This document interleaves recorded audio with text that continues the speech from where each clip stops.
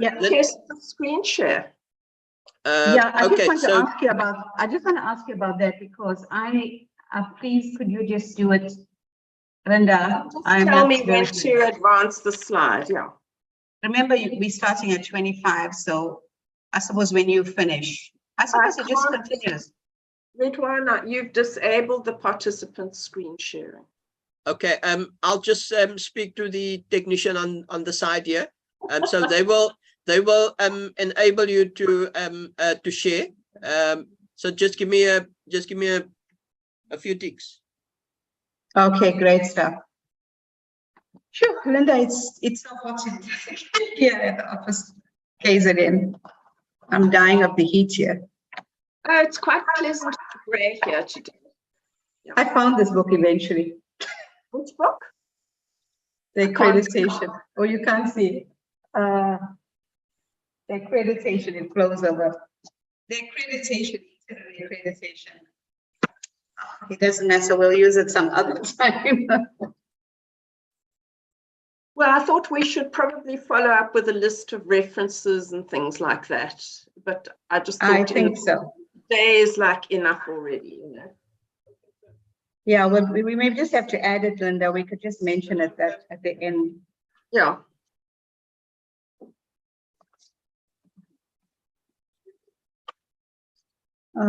So Linda, Linda, yeah. I'm just hearing they have indicated that they've enabled the share screen. So will you just check if you can share your presentation? Yeah, I just want to get rid of all the stuff that's showing. It's awful. I'll do that next. So it would be this one.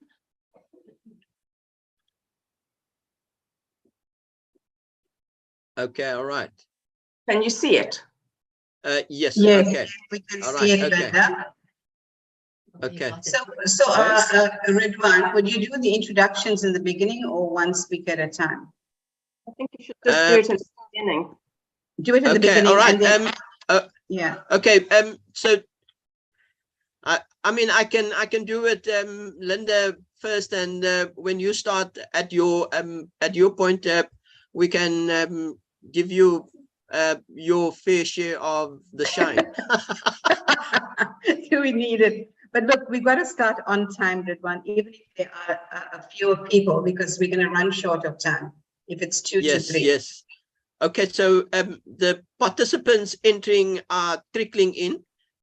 We standing at about 15. I'd see there's a few more coming through.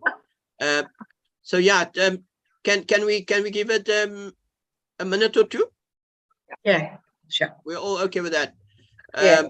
And of course, for those that will be joining later, will be able to catch up on the recording. And Ridwan, are you going to manage the discussion? Yes. So I'm hoping Eric and Norma would probably also be joining. Norma did say that she might be traveling to the airport. She's got an afternoon flight out back to Norway. Oh, really? Is she going back there now? Yes, apparently.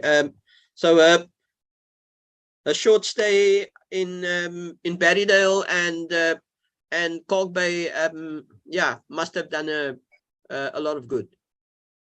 Hope she didn't catch anything the rugby players caught. Yeah, apparently 2 of this weekend's UCR fixtures had to be cancelled because the visiting rugby players all contracted some kind of virus that gave them, sort of runny tummies. Oh God, well, that's very awkward for sport. Yeah, well, so somebody's saying, Patsy, it's because they were swimming in the ocean in Durban. Oh my goodness, I can well believe that. Yeah. But other people cannot hear a conversation, is it? No. All the other participants have been muted, so. I'm just thinking they would, yeah. So Ridwan, we left about 10, 15 minutes at the end so that it would be really Yes. nice, people have that opportunity to talk rather than it just being a straightforward lecture. You know what I mean? So at the end, we'll enable everyone to pose some questions and for us to have some, after I use the word engagement. after I use the word ponder, these are the questions to ponder. I'll speak a bit. Linda will finish it up, and then it's open discussion. All right. Okay. I see Norma has indicated that she has joined. So yeah. Happy that she could make it. Okay. Do we give it another few seconds before we kick off? Yeah, I see there's 19. I don't want to miss Linda's input. Yes. Well, don't wait for more than another 2 minutes. Then we'll just kick off, and those who miss it, miss. All right. Okay, cool.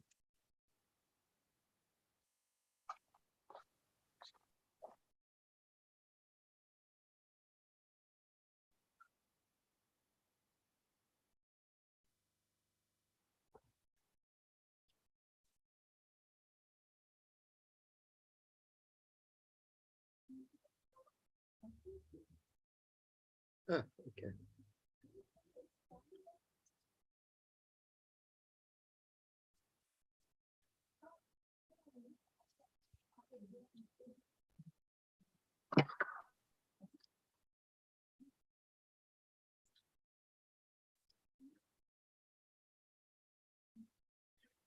All right. Maybe we should start. I see the participants that are joining are trickling in. But it's a 1 hour webinar. So welcome everyone to the second webinar in our legacy in our legacy series with ECD stalwarts. And this afternoon we have the evergreen Linda Biersteke and Patsy Pillay that will be sharing their presentations with us. Allow me then also in this first introduction, just to acknowledge Linda. And I want to say, Linda, when we asked that you provide us with a short and a brief bio, you kept it very brief. I think that was very modest of you. But Linda Biersteke is trained as a psychologist and adult educator. I think she has indicated that a chance introduction to the Athlone Early Learning Center, where Elru also started out. She was introduced to a student project in 1973, and from there onwards, her lifelong engagement with the ECD sector began. This involved developing and advocating policy, programs and systems to improve the quality of provision for young children. And the training experience has included delivering formal and non-formal training programs, systems development, and standards generation. She's been privileged to work with many of the leading pioneers of South Africa's early childhood development community, and continues to be inspired by the commitment and the vision for a better future for those working in the sector. I think Linda's work in the early childhood development spans many decades. I think one of my first experiences of looking at the work that she has produced is laying on the desk next to me, looking at early childhood education in South Africa situation analysis done in 1993. And I think between 1993 and the work that was just recently produced by Lego and the Department of Basic Education, in terms of the stats, very little has changed. And I think Linda's also, probably one of the most cited authors in the early childhood development sector. And she's definitely been involved in every significant piece of writing and documents on early childhood development that has been produced in South Africa. So Linda is going to kick off the first part of the presentation, and after about 20-25 slides, Patsy will take over. I will then briefly introduce Patsy to the participants. So Linda, everything's set up. You can start your slides on the share screen. Well, good Thank you. afternoon, everyone. It's strange to know that there are a whole lot of you out there that I can't see. It's a great opportunity to just reflect back and to, as Ridwan said, see that a lot hasn't changed, and to maybe see if we can resuscitate some of the lessons from the past as we have this new opportunity to move forward. So I'm going to share my screen. That's the chat. Hang on. Can you all see that? Yes, it's up, Linda. You may go ahead. I just need to get into slideshow mode. Why won't it? There we are. Okay, so this involved, it was really great fun, digging into every ancient part of my sort of tops of my cupboards to dig out old documents and just reflect on where we've been. So the first thing is just to think about pre-94. We've touched on some of this before in Eric's presentation recently. So historically, ECE was seen as a parent responsibility with communities and welfare organizations and a bit of limited municipal involvement. In 1934, the Carnegie Inquiry into Poor White Problem suddenly recognized the importance of ECD. And moving along from that impetus, in 1939, the Nursery School Association of South Africa, which later became SACI, which later became SA Congress, was inaugurated. And because provision was largely white, it was largely white. So in the 1940s, there was some government subsidization of nursery schools, which were considered to be educational, and creches, which were custodial. And it's in that debate that the move in 1980 to introduce the term educare came about, to recognize that children actually needed holistic service. So after the nationalist government took power in 1948, there was decreased government support from what there even was. And eventually it just focused on salaries, white teachers, and all provision was on a racially segregated basis. So from the 1970s, there was an enormous emergence of ECD, resource and training organizations. There had been welfare organizations before, but Head Start was prevalent in the US. There was a lot of foreign funding that came in. The Van Leer Foundation was very seminal in getting things moving here. As I've said, the term educare was introduced in the 1980s to talk about the fact that we needed both education and care.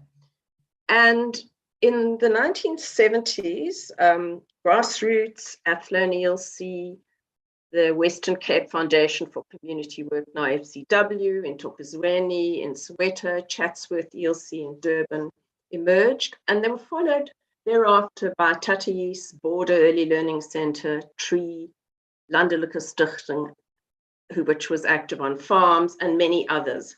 Some of those names you'll still recognize now. Others have come and gone, and there are a whole range of new players now. Now, between them, these resource and training organizations offered a range of services. Initially, early childhood centers, but they looked at curriculum.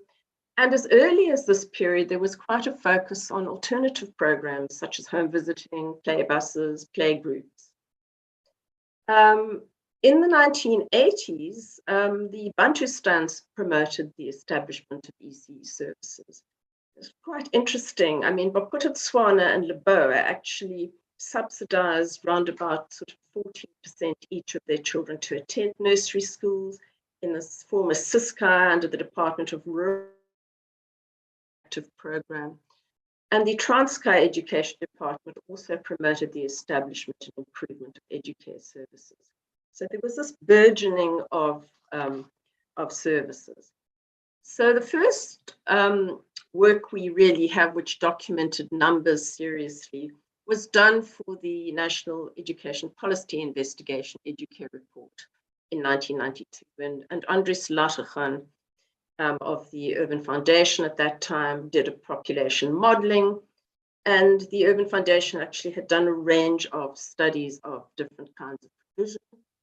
And so we get a sense that roundabout then, and you'll see obviously the breakdown of regions was different, but we had about 405,000 Black children, broadly Black term, in provision at that time, and about half each in rural and metro areas, bearing in mind that most children lived in rural areas. This was obviously an inequitable distribution of services. But despite limited provision and disparities, the need for training was growing because the services that were offered were not all particularly good. And that might sound familiar as to the situation we have right now. So what training was available? Well, Berkeley House, in 1940, white teachers could train at Berkeley House if they were women. Men weren't allowed. JCE had a course, and Edgewood in KZN offered a pre-primary matric plus 4 years with a pre-primary specialization in a junior primary course. For African teachers, there were some courses in these early years, in Sophiatown and 2 in Natal. But these were phased out in the 1980s as part of the closure of the mission schools as government policy of the day. And then in Cape Town, we still have some people around who trained in those days. Some of you may remember Kathy Jacobs. She was one of the first ones to do it. There was a standard 8+2, and people could only train at that point as nursery school assistants, not as teachers. Later on, it became Sally Davies College, and it was upgraded to a matric +3. And then carrying on with this racialized breakdown, Indian teachers in Natal. There was a 2-year teacher diploma at the ML Sultan College, and a course at Springfield College of Education, later phased out. So what we're seeing is that there was no national policy or plan for teacher education. And there were enormous disparities and inequities across infrastructure, resources, staffing, management, and the content taught, and the lack of access to higher education, which were highlighted in the policy documents of the 90s. So stepping into this huge gap from the 1970s on, the NGOs stepped in and stepped up to try and offer A, useful knowledge for staff for working with young children and their families, but B, community development to enable communities to take ownership of their own ECD programs and to run them, because there was no public provision. And this was enabled by quite a huge injection of foreign funding from donors, from foreign governments, as well as from corporates. And in a way, the lack of regulation allowed for an amazing amount of piloting and experimenting and trying things out. And you'd get a call, we need some training, and off you'd go and do it. And so there was some very good work done in this time, and then some very iffy work as well. So by 1991, there were at least 60 non-formal agencies or voluntary associations offering training. And what we're seeing here is that the Black ECD workforce was mostly trained by NGO. And then the leadership were mostly white women. So that was another factor. Now, quite a number of materials, have I gone too far? Sorry, I don't like this button. where is, oh yeah, lots of materials. I've only got a couple of Elru ones because they were in my stash, but there were all sorts of materials being designed at this time. And some of the stuff really works well for today and is still used as resource material. Teaching staff in 1991 for Black children. Now, this is also taken from a report of the time. And what we see here is that formally trained pre-primary teachers was only 4%. Formal primary teachers, a lot of junior primary teachers came into the sector to teach. For non-formal, about 17% were trained, and by full course, I mean not an orientation, but actually a substantial course of, up to a year or so. And the vast majority at that point were untrained, 71%. So in 1991, these were the numbers in non-formal training. And you'll see that a lot of them were doing orientation courses, followed by what we called at that stage a foundation course, which was equivalent to a sort of year or so, a few doing an advanced course, and then lots of smaller enrichment modules. And a lot of this work is based on a slide, which I'm afraid is a bit out of place. It was this one. In 1992, Anne Short did a study on the provision of training for early childhood care and education in South Africa for Urban Foundation and the South African Association for Early Childhood Educare. And it was followed up by the first little directory of services, which is a really interesting document to look through and see who's still there and what has changed.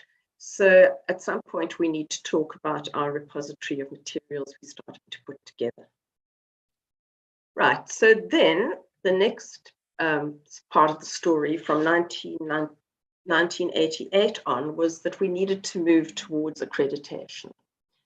So while everybody recognized non-formal training was really important and great practical support for better quality services and workforce development, it wasn't acknowledged. And this meant that people doing it had no career path, no possibility of going anywhere, and it wasn't standardized. So a first attempt towards changing this was that the South African Association for Early Childhood Educare, which was the forerunner of SA Congress, who was active in the training space.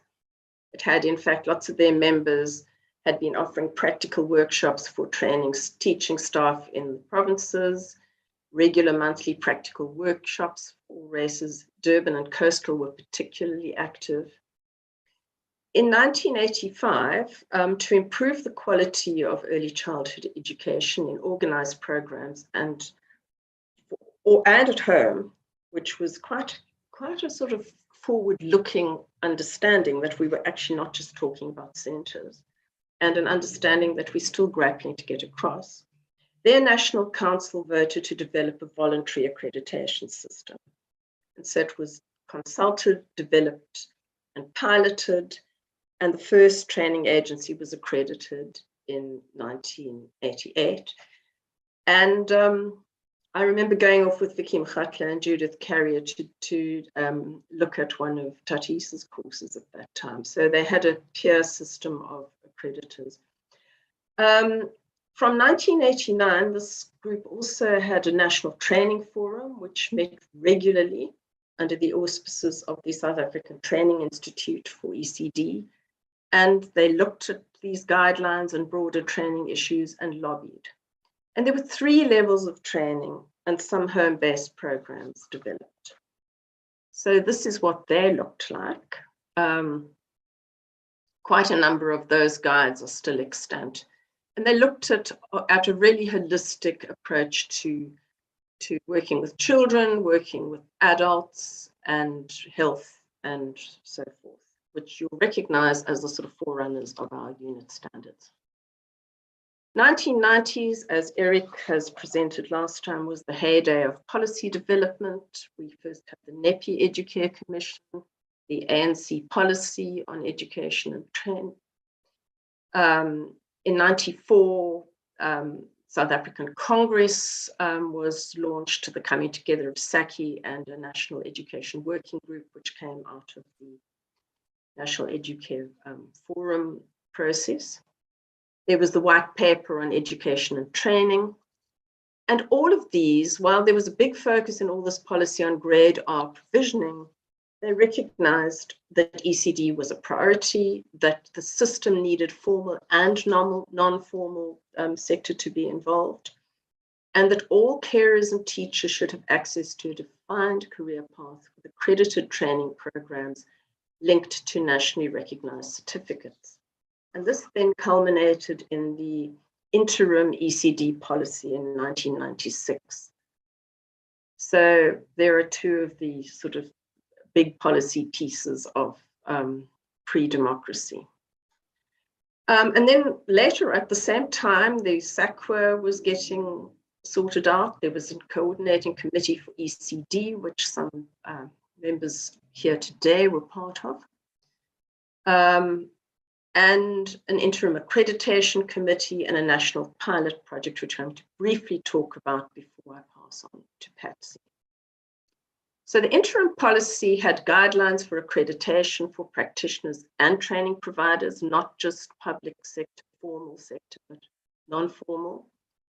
It was well consulted. They tested accreditation of practitioners through observation, documents, and questioning. They also trialed provider accreditation. And they also made it very clear that we needed to utilize both formal and NGOs training sector capacity. Now, there weren't many levels of training prescribed in the interim period, but they were debated and they needed to fit later on, as Patsy will talk about, with the NQF. But what we will see is at the time that we went into the whole standards generating project, we had the NGO levels 1, 2, and 3 were basically equivalent 1 to 1, 2 to 4, and 3 to NQF 5. So there you'll recognize the little blue copy of the interim policy and the pilot report. And this pilot then tested interim policy. They tested provider accreditation. They created 3 core unit standards. And there were no fundamentals at this time. And it was piloted by 41 NGOs in 8 provinces using a national training program. And there's all sorts of guides still lurking around. If anyone ever wishes to consult them, it would be lovely to have them looked at. And I'm now going to pass on to Patsy, who's going to talk to the whole issue of the standards generation and what happened after that as we got onto the standards map.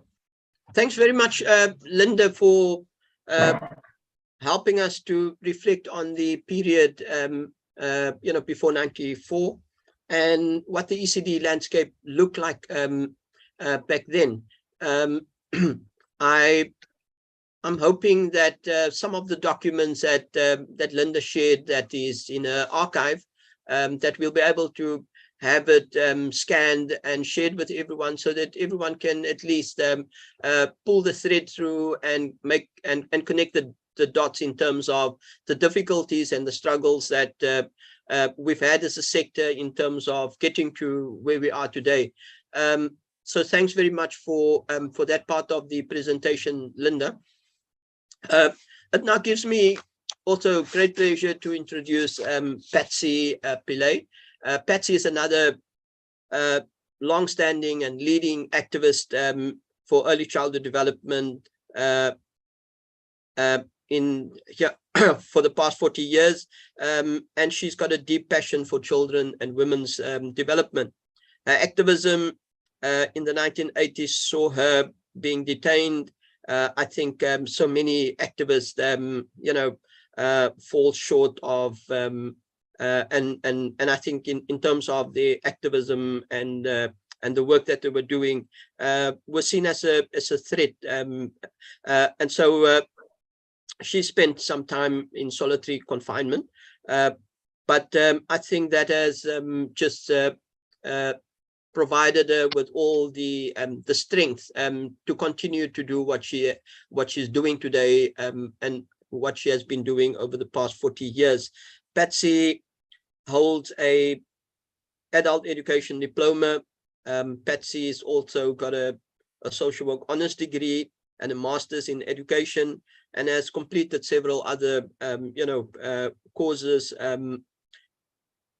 So she's quite a well-rounded activist, not only understanding what happens at the coalface, but also I think in academia she can hold her own. She was also the first chairperson of the standard generating body for early childhood development under the South African Qualifications Authority, and in 2018 she piloted the first ECD inclusive training of deaf and hearing students with the Deaf Foundation of South Africa. Patsy has also received various accolades for work in early childhood development. She obtained the Alan Sussman Award to study gender development in the UK, and was selected to do programs on HIV and AIDS at Columbia University. And in 2011, Patsy was one of the top 100 women leaders selected by the Mail and Guardian. I think that's quite a significant achievement and accolade. The Mail and Guardian runs this leadership program and award every year, and well done, Patsy. She also played a leading role in the campaign to support young children following the 2021 looting and violence in KZN. And in 2022, this year, she co-authored the Ntatisi Gender-Based Violence Trainers and Participant Manual. Patsy is presently appointed the facilitator for the Bridge KwaZulu-Natal ECD Community of Practice, and serve as the South African National Representative on the World Forum Foundation for Early Childhood Education. She's also she reminded me that she's also a grandmother to Sophia and Luca. Hope they're watching, Patsy, or they will see the replay later when you have a look. Yeah, make them proud. Over to you. Yeah, thank you, Ridwan, for that introduction. Yeah, and very good afternoon, friends and colleagues. It's a great honor this afternoon to share this platform with my colleague, a legend, Linda Bierstecker, and I'm going to be following on her presentation on the issue around training, and we're looking up to the year 2014. So Linda, I'm hoping that you will help me here. So here we are. So at this point, colleagues, no doubt you will hear and see a lot of attention to qualifications, where people are talking about professionalization.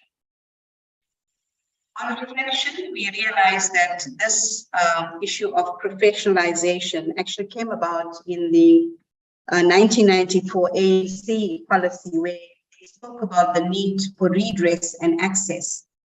And as a result, when the South African Qualifications Authority came into being, this point of redress and access, largely to the majority of Black African women, was given prominent attention. The first standards generating body under the auspices of the NSB was established, actually was gazetted in 1999 and established in 2000, was initially chaired by Sadiq Galant and later by myself, for the two sort of subsequent sessions.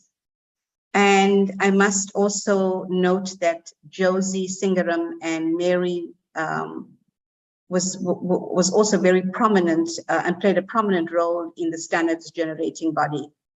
The other person to acknowledge, other than the other pioneers here, is Anne Short. And I remember thinking, my God, I don't think I know enough about standards generating at that point, because for Black women, it was not something that was easily attainable. It was largely kept for certain types of people, and it was really a shocker to me. But there was a person in the background, and I pay tribute to Anne Short, that also played a role in standards generating, and also personally, she provided a lot of support. So I'm grateful for that. So this was the first formal initiative for professionalization and a career path for ECD practitioners. As Linda said, it started off with the 3-unit standards that was piloted. At that time, if you remember, those of you guys that were with us on this, there was no fundamentals. So it was just the core and electives. The recognition of prior learning was given key priority, as mentioned, as a result of redress. And in 2006 and 2008, the SGB was revised, and I think Linda Bierstecker, you were one of those candidates or delegates that played a prominent role in redeveloping it to better suit the emerging needs in the field. Well, we know, I think I just want to emphasize the point that we know for a fact from experience and from research that the kind of training or the abilities of the teacher the positive impact of ECE is dependent on the quality of the intervention provided. And our own very ECD policy actually concurs with that and makes note of it in the policy. So moving on, Linda. Yeah, so this was the first standards generating body, a nice picture there with Anne Short. And some of you may be still around here. I can't recognize everybody, but there's Mary and Josie, Sandy, and other people here on the body.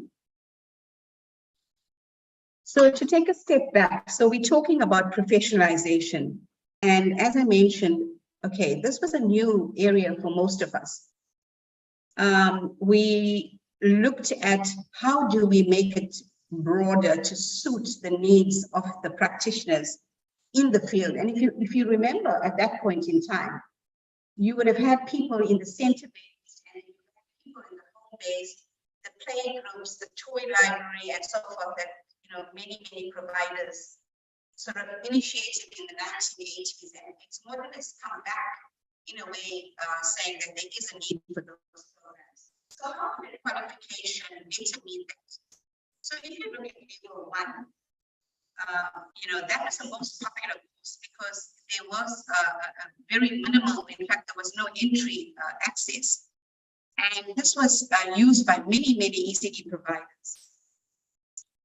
And this was an entry point into level 4. Unfortunately, this expired in January 2009, and there was an outcry. It's still necessary. And believe it or not, there is still a need for an orientation course for those groups of people that, due to not having certain requirements, never made it or could not make it up to complete the level 4. So your second layer in between the level 1 and the level 4 was unit standards at level 1 and 2, which was used by certain organizations to develop a skills program. So that was also on the card. And the most popular sort of qualification, even up to now, from what one reads, is the level 4, called the Further Education and Training Certificate. Originally, it was 120 credits, and as the SGBs changed, it was moved out to 140. You had your fundamental now included, and then there was a huge hubbub about this. Why do we need maths literacy? And you know, it took quite a while because this was you know, gazetted by SACWA. No choice, and we had to do the RTOs. We're not very comfortable about this because the practitioners being trained through no fault of theirs had, you know, maybe had come up to grade 10 and had not done any maths or maths literacy in school. So RTOs began to offer, you know, skills programs around it, took up the cudgel and offered communication and maths literacy to ensure that practitioners were able to do this particular qualification. And then you had a choice on electives. So if you're working with grade R, remember that stage, it was not within the department. You chose your electives to suit the kind of environment that you were working with, be it grade R or be it like management, inclusive education, gender empowerment, and so forth. So this qualification had another round, I think it had 2 or 3 rounds of changes to better meet the needs of the practitioners in the field. So Linda, we're moving on to, then we had, so what do we do after level 4? So we had the 2 parts, we call it A and E. In common terms, the A was the highest certificate because you can exit from this. This at that point in time, when we originally established this qualification, it had more or less ECD unit standards. At some point, this was changed and the electives became specific to grade R. And here now, there was a problem because if you did your level 4, you're specializing in ECD and subsequently grade R became part of the Department of Education. And this took our ECD supervisors or practitioners, they didn't find the need to actually do this qualification. And it's because it was focused on grade R electives and it did not suit the needs. So there was an issue why there is such a low intake of this particular certificate, as well as the diploma. So as mentioned, you could exit from this level 5 and it was sufficient for you. If you followed came up the career path at NQF level 4, moved up to level 5. But and if you felt there was a need, then you could go up to completing another year, which got converted with 240 credits to a diploma. So again, there was a very, very, in fact, if you read the documents, and as Linda may have mentioned earlier, this was not popular, and those that actually did it were moving towards the finding a job in the grade R. So there were very, very few takers, and this is now a real problem for us, colleagues. It's a real problem because this qualification, the level 5 and the level 4, sees its end in June 2023. And we do see, I should also just complete this, sorry, and there's also a level 6, which is a grade R diploma, and I think it's slowly faded out. It was a short-term qualification to bridge those people that were teaching grade R but did not have a qualification.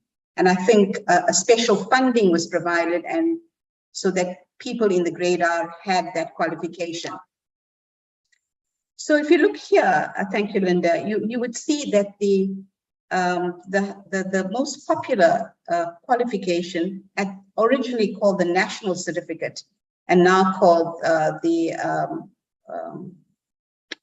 level 4, sorry, it's with my mind there, the FETC. It's the most popular course, 13,850 was recorded in 2012. And if you look at the diploma and the highest certificate, it's very, very minimal. So much so the diploma is just over 2,000. That's between 2003 and 2012. So here as well, if you look at this particular slide, you find that it shows you that, I mean, we've recently received the new research in South Africa, the census and the census study. And the question that we ask ourselves, are we making movement? Are we actually moving our practitioners up, making them mobile? Because we are still finding at the 2014 audit study that the general qualifications are still lacking for most staff in registered sites, right? Time, I just watch my time there. And over 35% of principals had some level of qualifications, and 40% of practitioners have not completed grade R. This is an important point to bear, because if you want to move up the qualification path upwards to higher education, you are not recognized for your level 4 vocational qualification. But if you had a grade R with no experience, you are accepted. So there seems to be some issue around that. 55% of practitioners at this point in 2014 hardly moved up from the previous slide that Linda showed, had no formal qualifications in ECD. That is something that is necessary to identify in taking forward our qualifications. So in terms of the training supply, we know that for a fact that 90% are Black African women. The providers have used the NQF standards to develop the programs, and as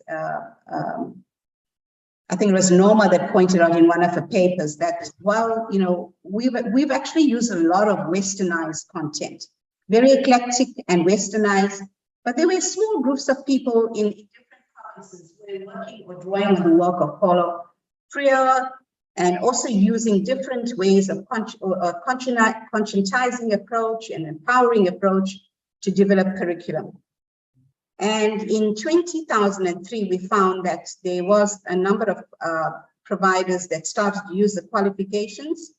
And we also found that the colleges were offering their courses, but really not much emphasis on ECD.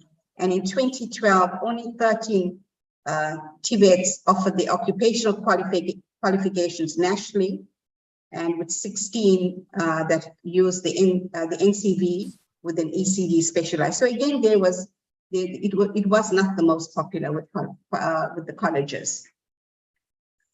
So we know that now we have a new challenge in 2010, in 2016, the QCTO established in 2010 are now offering the occupational qualification, which is 131. So as I mentioned earlier, the level 4 and the level 5 sees its end in 2023, 30th of June.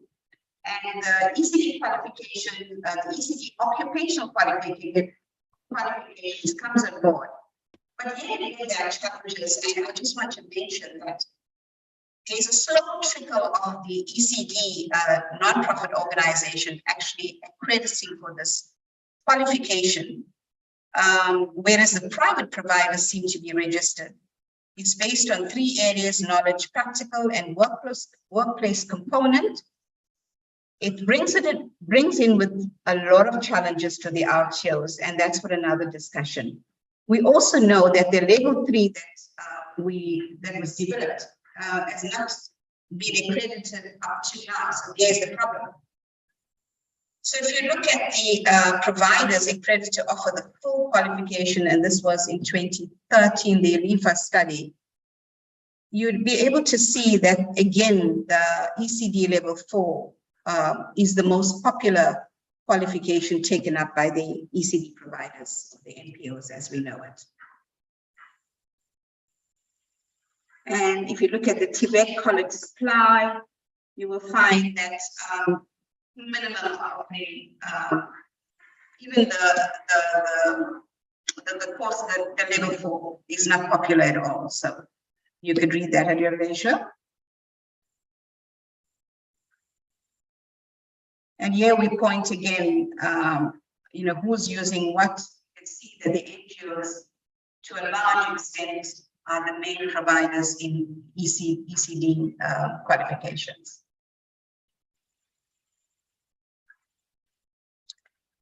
So whilst, we agree that RTOs offered 80% of accredited qualifications between 2003 and 2013, the contribution did decline in 2010.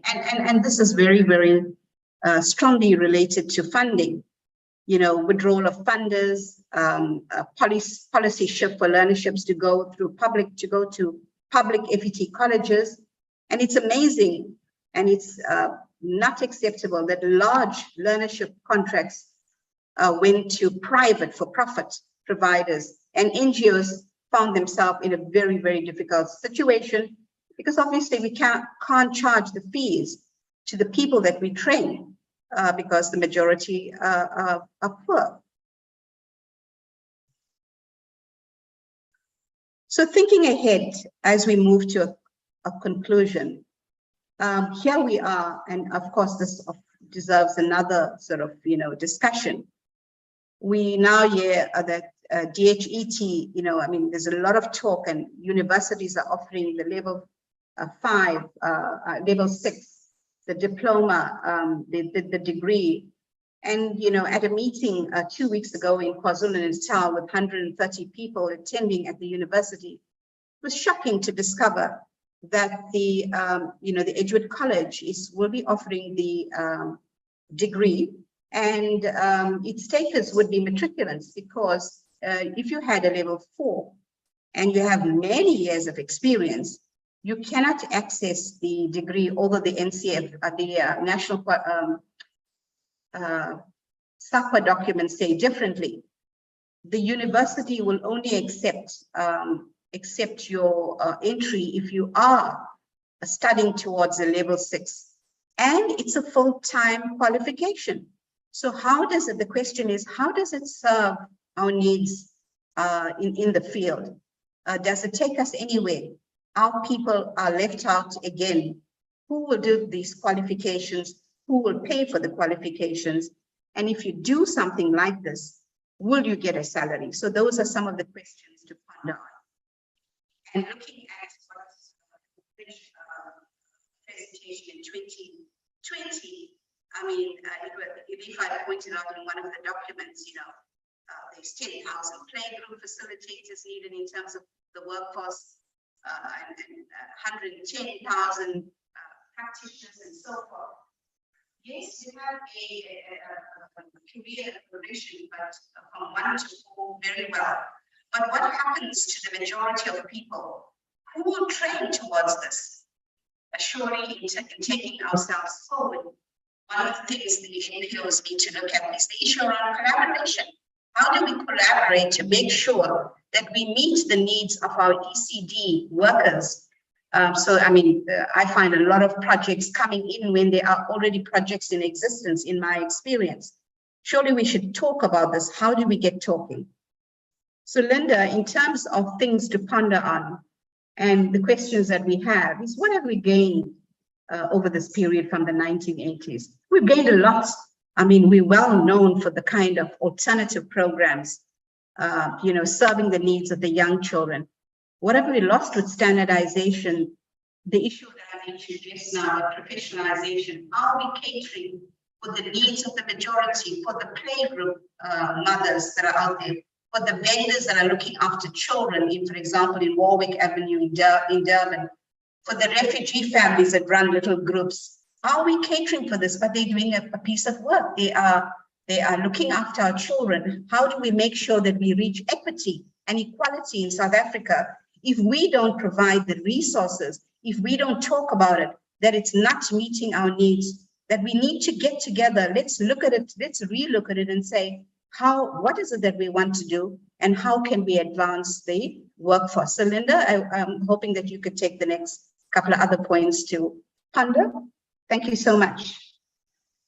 I think as we're running out of time, it would be just very interesting to hear from anybody what they would like to share and what has struck them. And we can share all this plus a list of references at another time. So Ridwan, can I hand over to you and stop sharing? Yes, thanks very much, Linda and Patsy, for the presentations. And I think everyone will agree that we required, you know, the experience of the two of you to be taking us back to the period, where training was largely informal, non-formal, and then some of the challenges that that came as a result of trying to work towards accreditation, and making sure that the people responsible for the care and the stimulation and the development of our youngest children had the necessary qualifications and were professional. But I think all of that came with a lot of additional challenges. So I'm hoping that in the remaining little bit of time that we have, 10 minutes or so, that we can have some comments and thoughts from the participants from the floor. I just want to share from our side that we'll share the we'll share the presentation with everyone, and then we'll also certainly try and make sure that some of the documents that Linda shared in the presentation will be available for everyone to have to have access to. Apologies, I've got a frog in my throat, so just bear with me. But we'll try and make sure that all those documents that predates the digital era is scanned, and so that we can make it available for everyone, just so that you have your own record of the struggle and the historical development that took place. And Linda and Patsy, thanks very much for taking time to dig deep into your archives and stitch together a story that you shared in a very coherent way. Thanks. Any questions from the floor? I'm also asking that our technical team, just allow people to ask those questions. Are there anyone from the floor? Ridwan, there's a comment in the chat box from Linda Hill to Linda and Patsy. Okay, do you want to just share that? Okay, I think Linda and Patsy should meet with the powers that be and inform them on how to move forward with ECD in every aspect. They have incredible knowledge and should be consulted. That's from Linda Hill. Okay, thanks very much. Any other comments? Any other thoughts? Pam Picken has a hand up. Okay, Pam, you want to go?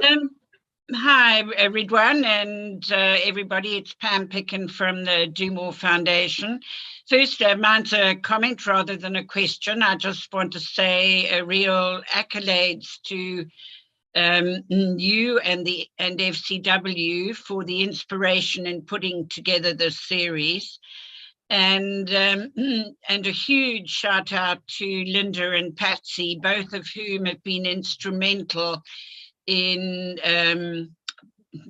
guiding the path of ECD over so many years. And it's a real, I think this today was just such an incredible trip down memory lane of the richness of our history in ECD and the amazing contribution from the NPO sector to what is ECD today.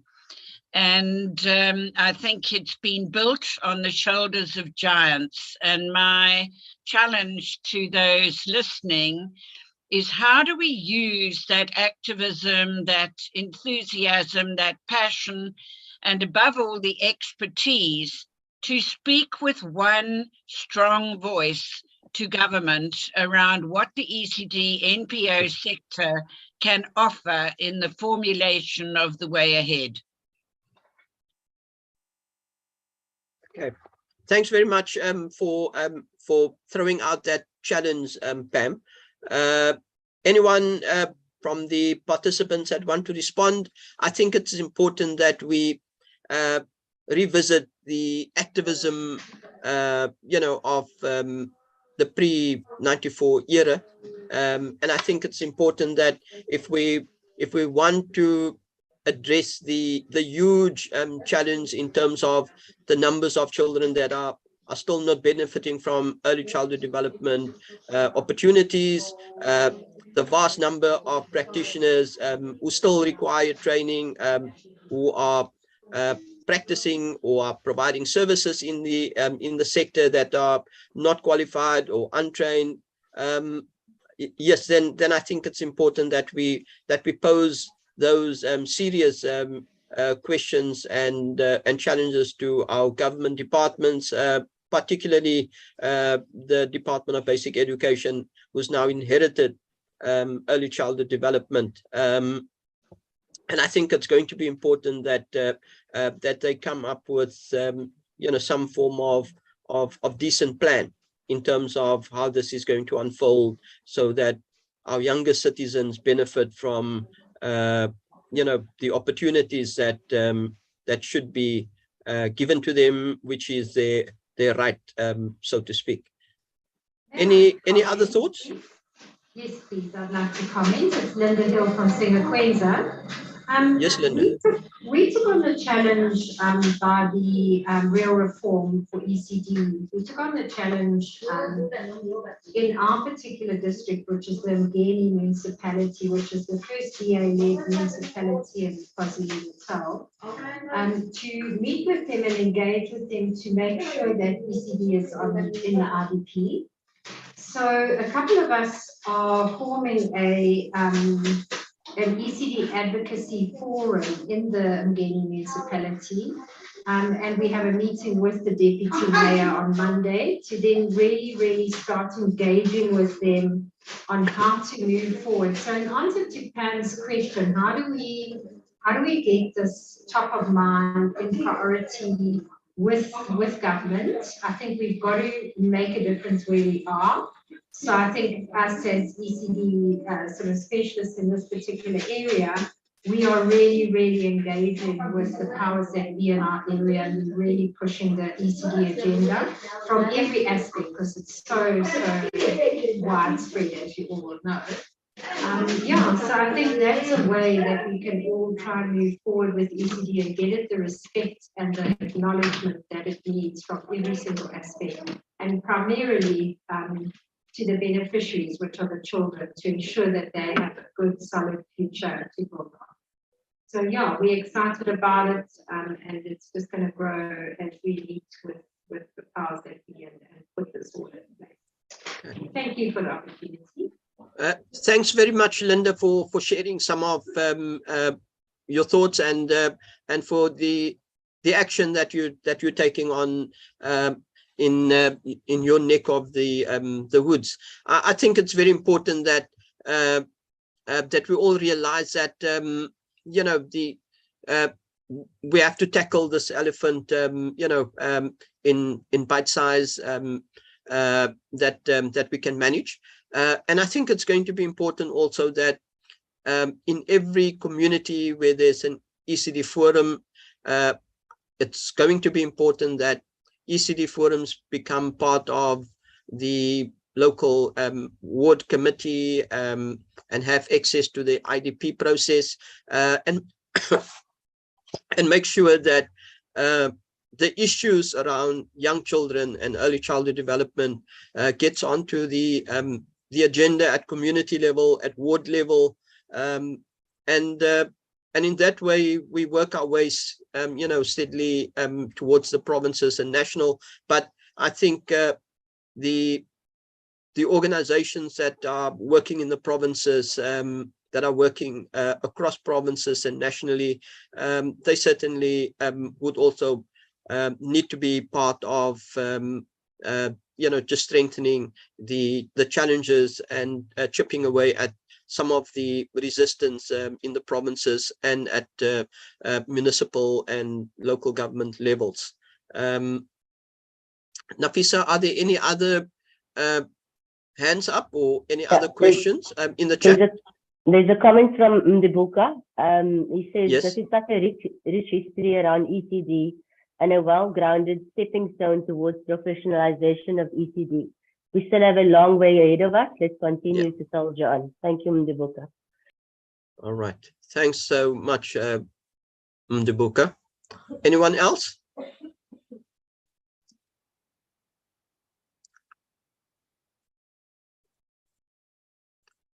All right. If there's no other comments, we just about reaching the top of the hour. I've been reminded that we keeping this webinar to 1 hour between 2 and 3. We started maybe 2 or 3 minutes late, but I also want to apologize for the break in the transmission or in the reception. I think there's a network challenge across South Africa.